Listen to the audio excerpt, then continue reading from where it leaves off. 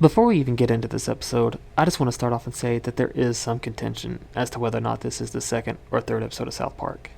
Many sources list it as third because it did premiere third, but it is the second production number episode and was confirmed by Matt and Trey to be created second.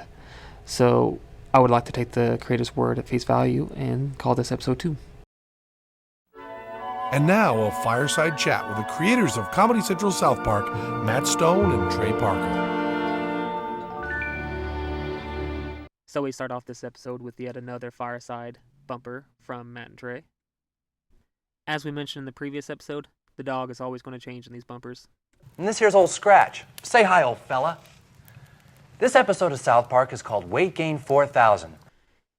Even though it was popular with a certain audience, the pilot episode of South Park didn't really do very well critically and was almost dropped by Comedy Central. Matt and Trey had to convince Comedy Central to let them try their hand at one more script, using the fame and virality of the Santa vs. Jesus special. Not only was this script convincing enough to get them an additional episode, but it was so good that it got them greenlit for an entirety of 6 episodes.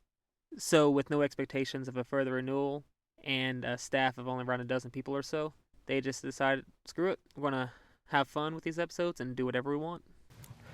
Exactly how much weight does Eric Cartman gain in this episode? Well, after Eric Cartman starts eating the Weight Gain 4000, he gains 700 pounds.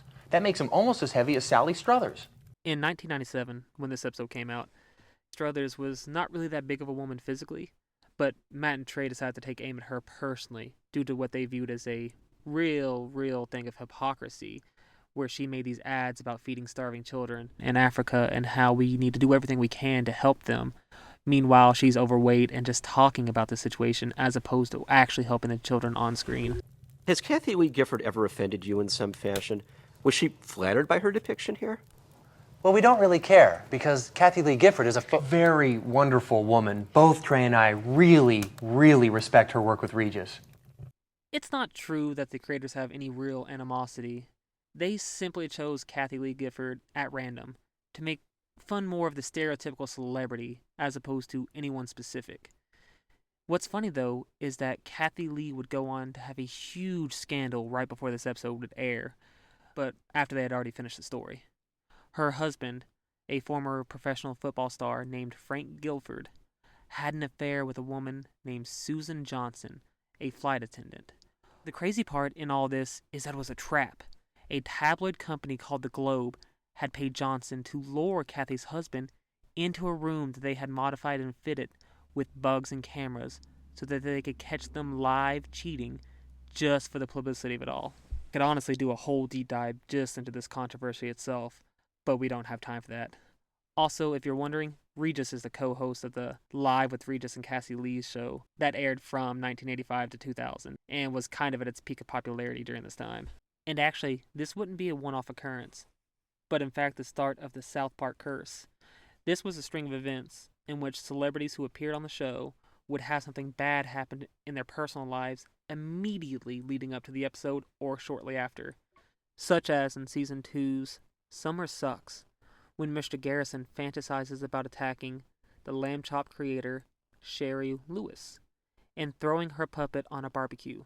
Less than 2 months after that episode aired, Lewis would die of complications from uterine cancer. Guns and bullets seem to be a recurring theme in South Park. Have either of you ever killed anyone? I would never kill somebody unless they pissed me off. Matt's inner Cartman showing. Guys, why do you keep killing off poor Kenny? What did he ever do to you? Well, Kenny is definitely our favorite character. And even though he is our favorite character, we feel we have to kill him in every episode. And this is one of our favorite deaths. It's very well-known information that Kenny was actually based off the creator's childhood friend, also named Kenny, who was very often absent from school. In light of this, Matt and Trey would often joke that he had died. This is because Matt and Trey hate the poor. So now sit back, relax, and enjoy Weight Gain 4000.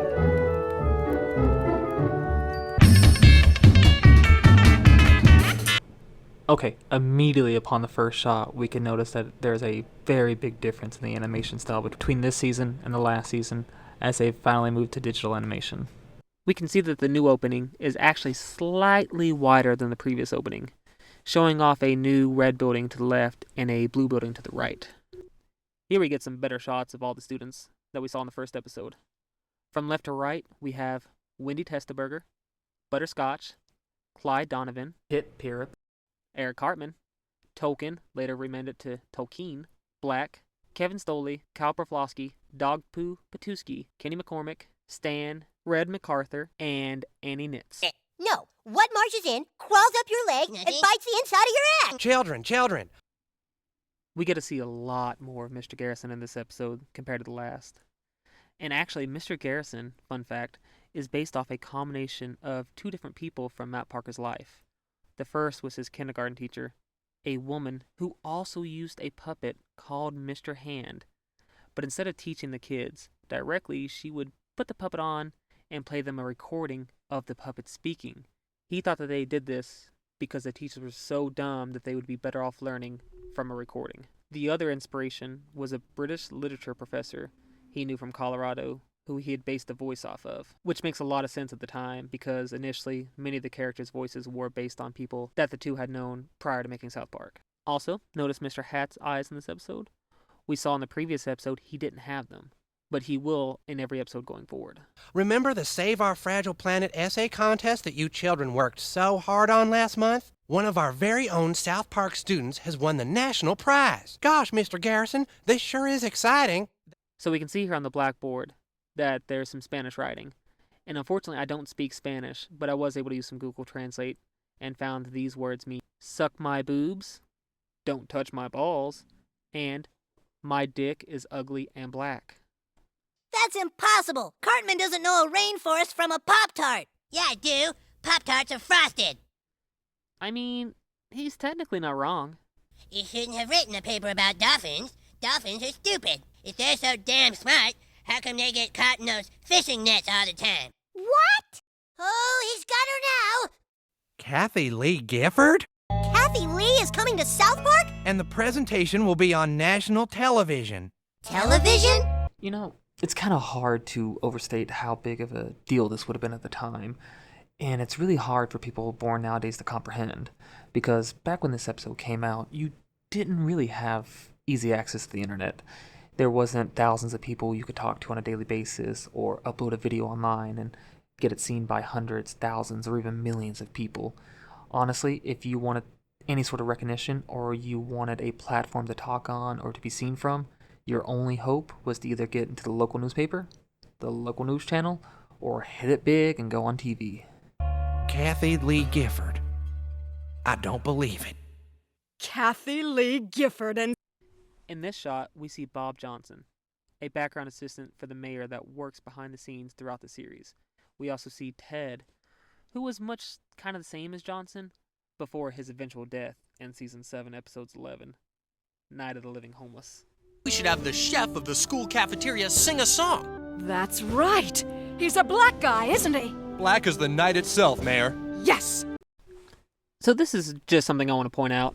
Up until this point, Chef is the only black character with a speaking role in the entire town, and he will remain so all the way up until Season 1, Episode 12's Mecha Streisand, when Sidney Poitier says to Sally Struthers, "Rebecca, I am a man like any other, with dreams and emotions, and that is why I'll never put a foreign object up my ass. And before you come for me, Starvin' Marvin does not count. He did not say any actual words, and anything he did was only mimicking the boys. There will actually not be another main black cast member added to the main cast until Season 4's episode Cartman Silly Hate Crime 2000, in which Tolkien's father, Steve Black, is introduced. There are several black characters we see before then, but no new ones that have any significant roles. And we can even have the children of South Park put on a little play.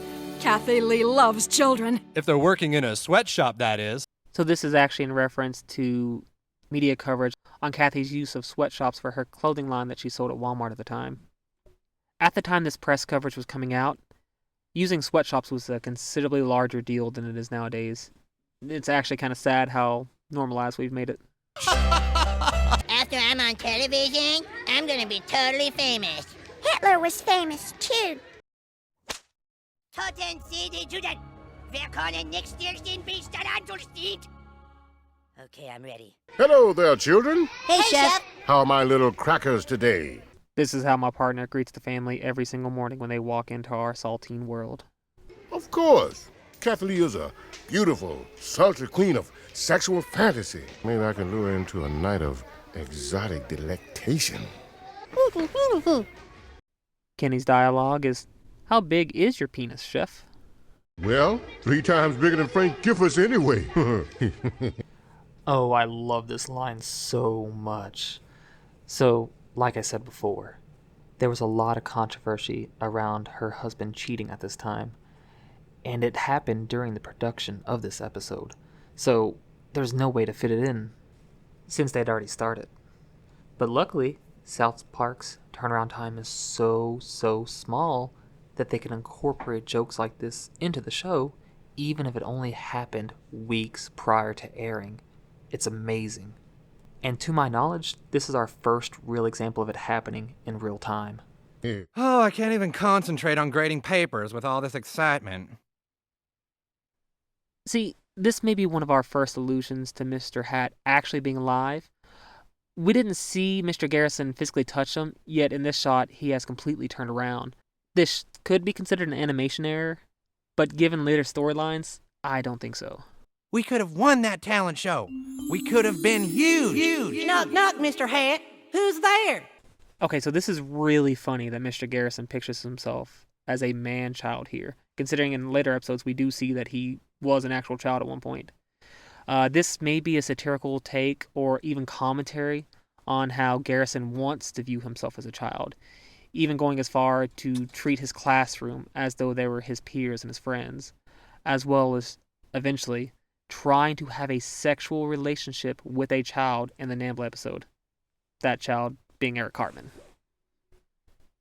God, they would have such racist babies together.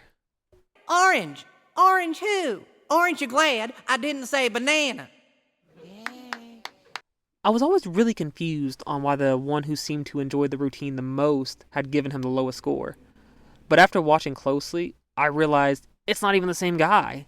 This guy is in a red vest with white sleeves, while this guy has on a long-sleeved red shirt. Wow, Mr. Hat, looks like we might win. And now, our last talent show finalist, Kathy Lee Epstein. That didn't age well. If they could see me now, that little gun of mine, I'm eating fancy. This song is a reference to the song from Shirley MacLaine called If Only My Friends Could See Me Now, which Kathy Lee Gifford was notable to be singing at the time of this production in an ad for Carnival Cruise Lines. Not only did she upstage him in every way possible, she did it while perfectly ventriloquizing 2 puppets at once. This has to be targeted. Miss Kathy Lee Gifford will be in South Park to present the award to some kid. That kid is me. Whatever. Mrs. Mayor, you might want to review the essays. We think Cartman might have cheated. Who cares? Teaching politics early, I see. And who's our little prize winner again? Me, Ed Cartman. How about we get in shape? This is extra ironic considering they actually animated her to be a little bit bigger here. You can even see her fat roll shaking. Dolphins are way smarter than you. If they're so smart, why do they live in igloos? Dolphins don't live in igloos. That's Eskimos. Several times throughout the show, it'll hint to us that Cartman actually does have a learning disability. Dolphins, Eskimos, who cares? It's all a bunch of tree-hugging hippie crap. Screw you, hippie! Hey, you need to get in shape fast! Are you tired of being a 90-pound weakling? Yeah, I only weigh 90 pounds. So at the projected 8 years old and 90 pounds, Cartman would have a body mass index of roughly, very roughly, 25.3%, which is very unhealthy for a child, as the average lies around between 14 and 18%, but will be nothing compared to what we see later in this episode. Then bulk up quick with weight gain 4,000! Yes! Over 4,000 grams of saturated fat per serving! Holy shit. 4,000 milligrams of saturated fat is roughly 25% of your entire daily allowance as an adult. And say it with me! Beefcake! Beefcake! Beefcake! Beefcake! Beefcakes! Beefcakes is another really quotable line from this episode. It was very popular to go around and just yell, "Beefcakes!" at your friends in school. No, or at least it was with mine. May cause irreversible damage to the kidneys and liver. So if you look in the background, you can see that the Frodo on the back is still yellow in this episode, even though the animation style has changed and they have been able to fix it. This was actually left in deliberately as to pay homage to the rough art style of the beginning show. But Mom, I need it for tomorrow. But Mom, okay. Well, I guess I'll be going to the store now then. Last episode, we actually saw Leanne stick up for herself, but we are now seeing her slip more into that spoiling attitude. Kill her. No, Mr. Hat, I won't do it. Kill. While this is very convincing evidence of Mr. Hat's sentience, and trust me, he is alive, it's also kind of just a reference to The Exorcist. What? You've got to weigh 90 pounds. I'm up to 94, thank you very much. Yeah, they're almost as big as his mom's. Kenny says here, "They are the biggest breasts that I've seen." It's helping me bulk up. Bulk up to what? Fat ass? Super fat ass? Hey! You can see that by the time the boys get dropped off at home, that Butters is the only remaining kid on the bus. But when the boys are getting on the next day, he is also the first boy on the bus. This means Butters spends the most time out of any kid on the bus every day with Miss Crabtree. That poor child. Sweet. There's a beefcake I can't even get through the door. Come on, people! Hang up the lights, string up the banners, castrate the cows! Careful, these guys are packing alien heat. Okay, all the little pioneers on this side of the stage. Good. And all the little Indians go to the center of the stage. Am I an Indian or a pioneer? These are Clyde's first words. Do you have a feather on your head? Yes? Then you're an Indian. Oh. Okay, Bebe, this is your line. This is the story? This is Bebe's first speaking role. And in this episode, Bebe was voiced by the late Mary Kay Bergman, but was replaced with Jennifer Howell after the former's passing. From the east came the great white pioneers. Aren't they attacking from the west?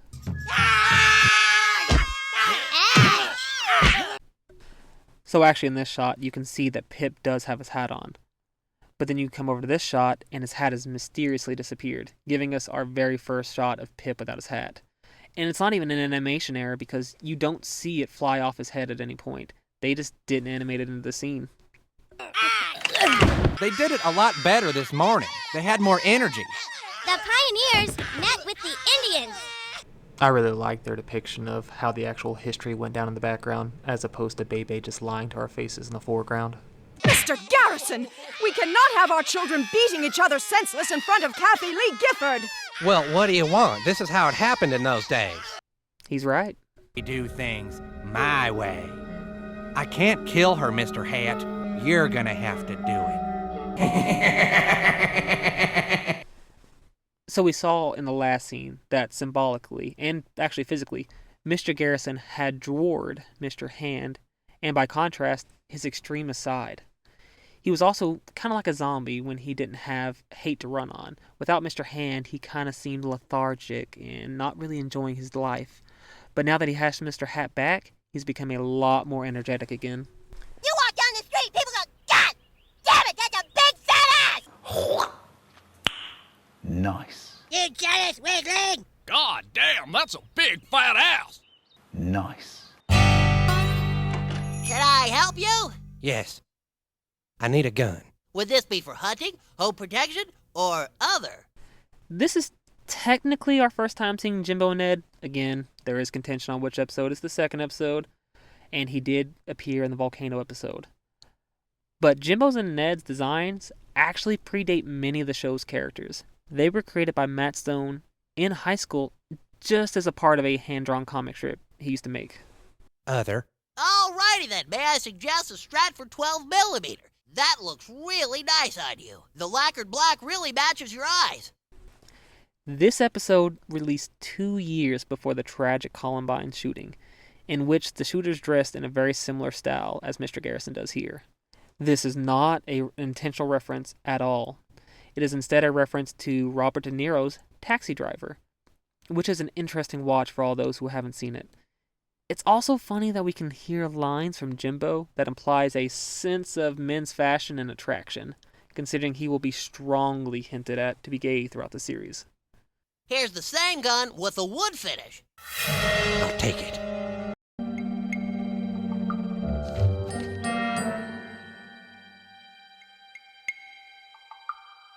These students are currently in the 3rd grade, and I can confirm to you that 3rd grade students do in fact ask these dumb-ass kind of questions. Though, this is a line we obviously heard earlier from Cartman.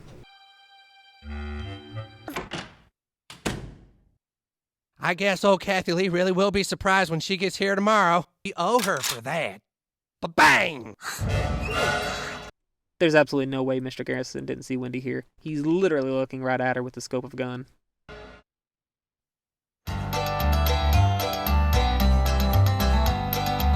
So here again we have Boom Mic Operator again, but in a different design from the opening, and it feels strange that these characters were put into the opening, even though they don't care enough to have them consistent with their color palette or designs. Mr. Garrison, nice gun. Thank you. Nice gun, Mr. Garrison. Thanks. Yes, for all you non-Americans, this is a perfectly legal thing to do, but is also strange. Also, notice how this is not the same wooden finish handle gun that he got last scene. Is there somewhere in town where I can get a good, clear shot or a view of Kathy Lee? Yes, that might do quite nicely. Mr. Garrison and Mr. Hat attempt to shoot Kathy Lee from the book depository, which is kind of analogous to the JFK assassination, in which Lee Harvey Oswald also tried to take the shot from a Texas school book depository. Beefcake! Beefcake! Mr. Garrison! He's got a gun! Let's go! Wendy, what's more important, being on TV or some stupid assassination? So a little fun fact here on Wendy. Wendy's name actually comes from a name swap of the wife of a childhood friend of Matt's named Wendy Westaburger. But after mishearing it and someone mispronouncing it as Testaburger, he decided to take that name and use it for his character. Damn, I guess I'm not the only person in America who's thought of killing Kathy Lee Gifford. Come on, you little bitch. So this shot of Mr. Garrison looking down the scope of the gun is the creator's favorite shot of the show, and really sold to them the idea of what digital animation could bring to the table. Park Elementary Chef will sing a special song in honor of Mrs. Lee Gifford. Thank you, Mr. Mayor. Chef referring to the mayor here as Mr. is most likely just because he's a little nervous and for no other further reason. How I'd love to lay you down and lick every inch of your body with my tongue. What? Now, obviously, Chef's no snow chaser. But, I mean, if there's snow on the ground, you might as well have fun while it's around, right? Love. Thank you, Chef! Oh. God bless you, Kathy Lee. Officer Barbrady, Mr. Garrison is about to kill Kathy Lee. We have to find him. I think the book depository would be a good bet. Damn, he could be anywhere. Dude, sometimes I think our parents are really stupid. I'll send out an APB. Wendy, look! In this shot, Mr. Hat is nowhere to be seen. However, on this shot, here he is again.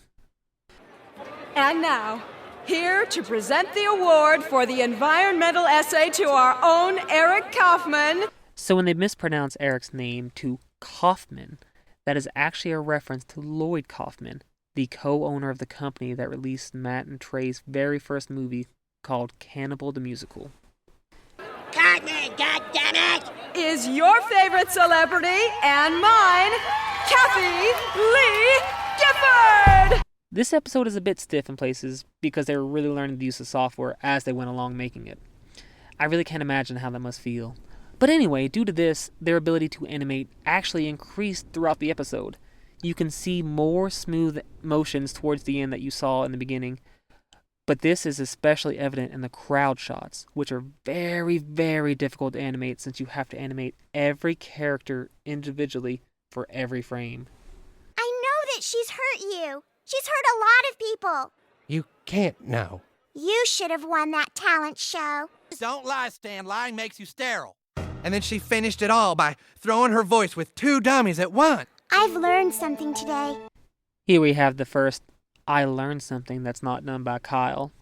And part of putting in these little I learned something today speeches was kind of to poke fun at how shows would wrap up an episode verbally while not portraying any of the subject matter that they were actually talking about, and quickly noting that if they put them in, then people would take away whatever they heard as opposed to whatever they saw. So creators would use this to their advantage to put in messages into episodes without having to do any of the work of showing it. You can't win all the time.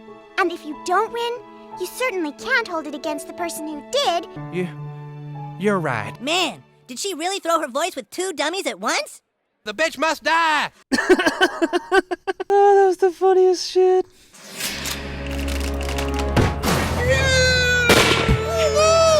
Now, how did Kenny, who got shot straight in the head from directly in front of him, somehow end up going in the complete opposite direction? And even more so, how did he get so high in the air after the platform had already broken? I'm holding Cartman's award-winning paper. It's actually nothing more than Walden and Cartman's name written in its place. Who cares? Yeah, Kathy Lee Gifford's gone. What about not holding anything against the person who wins? Well, not if it's Cartman. So, I really like this part here. Oftentimes, creators are a little too afraid to make their characters anything less than perfect. But we do often see that Wendy can be a little hypocritical at times, which makes sense. She's a child. That's going to happen. Hey, where are you all going? They don't even know what Walden is. So the book Walden is actually an 1854 novel by Henry David Thoreau, and is a kind of retelling of his experiment in which he decided to live isolated and alone in a cabin by himself for 2 months, 2 weeks, and 2 days. And he then uses this experience as a lens to critique American society and our obsession with materialism and physical objects. The fact that anybody in South Park thinks this chubby little kid can write such a complex book is honestly staggering. Well, I would have gotten away with it if it weren't for those meddling kids. You're lucky you missed Kathy Lee Gifford and that nobody got hurt. Obviously, that's a Scooby-Doo reference. Now, as far as the Kenny thing goes back here, it's kind of just played as a joke at this point as to why Kenny's death is never taken seriously, or honestly that almost nobody notices outside the boys. However, we will later on in the series get some explanations into why this happens and what exactly is going on with Kenny. We hope you can come back to school real soon, Mr. Garrison. Well, children, I'd love to, but the doctors say that Mr. Hat needs more therapy. We can still get her. Later on in the series, we will see many people that have to be put into some sort of mental asylum for various reasons. However, this is the only time we will actually see the official South Park mental home in the entire series. Sorry that I ruined everyone's chances for being on TV. Not Cartman. He gets to be on TV anyway. Really? On what? Obesity. The Waldo Show was a show that aired from 1987 to 1998, starring the 5 times married Geraldo Rivera. It often covered kind of sensationalized topics and wasn't really considered a serious television show. Whatever word you use, it represents one thing: being a big fat ass. So even though they're filming this episode in a location outside of Colorado, we can see the same characters from the town in the shot. This is because the show had yet to create many models, with them just moving the digital Maya animation. And the short turnaround of these episodes, there just wasn't enough time to make a lot of background assets, which is also part of the reason the town looks barren at times. Damn, woman, were you trying to kill me? So, that's the second episode of South Park. This episode took around a month to create, which isn't what you'd expect given the typical episode can now be done in as little as 2 weeks, with some turnaround times being as short as 5 days, including the writing, voice acting, animation, and rendering. Both of these turnaround times are already incredible when you consider that it took over 3 months to make the handmade pilot, which is even better than most shows because 8 to 12 months is the average timeline for adult animated TV shows such as Futurama, Family Guy, and Simpsons, as well as other shows like South Park. But that's just part of the special charm about South Park that allows it to stay so fresh and topical. especially for their times, is just how quickly they can put out these episodes. But because of that, it also does make it hard for some of those topical references to stay as fresh when you watch them decades later. But luckily, we're here to talk about them now. So if you like this video, please leave a like and a comment, and consider subscribing, because I'll be releasing every episode of South Park going forward. Until next time, ciao.